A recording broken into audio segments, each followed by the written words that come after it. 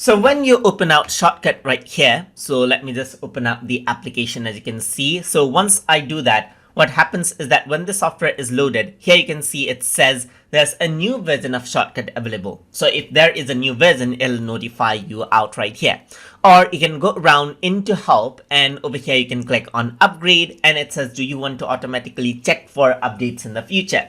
So you can say yes and you can see that it shows that an update is available. So you can click on this and what happens is that it takes you to the page where you can download the new version of Shotcut. So you can download this right here. So let me just close the ad right here. Download this and you can go around and download the Windows installer just like this, and then what will happen is that the file will be downloaded and you will be able to upgrade out your Shotcut application.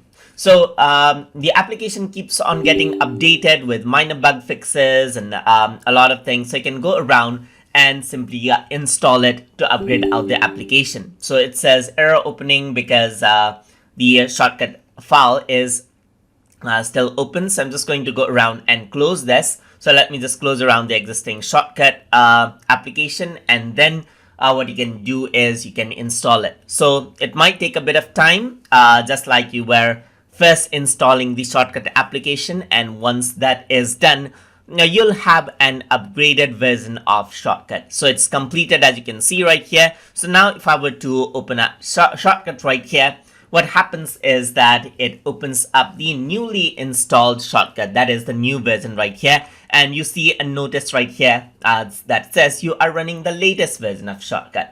So that is how you can update Shotcut video editor. So hope you guys learned something as always. And as always, please like, comment, share, and subscribe.